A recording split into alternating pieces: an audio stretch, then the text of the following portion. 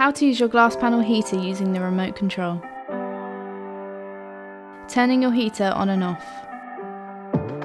Plug the heater in and turn on the power switch located on the right side of the radiator.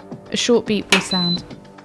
All control buttons will appear on the display before fading, and only the power button will display. You can then simply use the remote control by pressing the power button.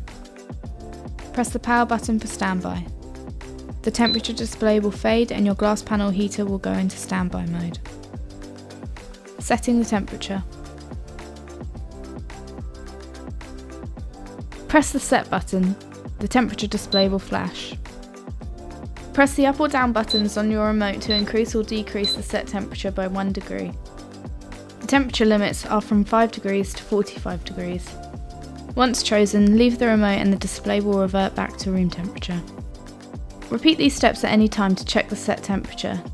To start heating, press the heating power mode button. Setting the heating power mode.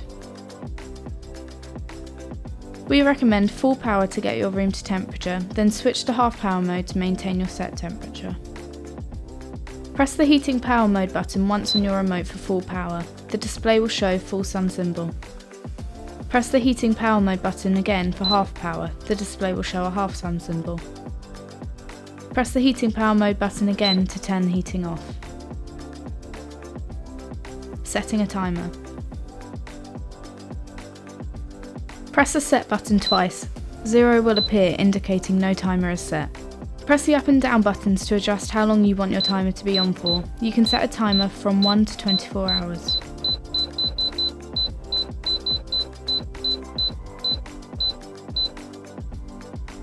Once you've selected your desired time, leave it and it will return to the main display and the timer symbol will show. If you want to cancel or change your timer, repeat the previous steps and set the timer to 0 or the new time.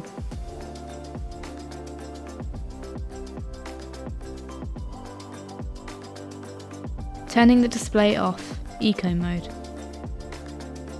Press the Eco button and the display will go blank. The other buttons on the remote will then not work.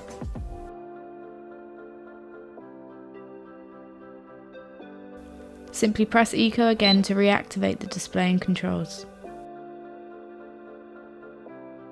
To find out more, visit www.thermosphere.com.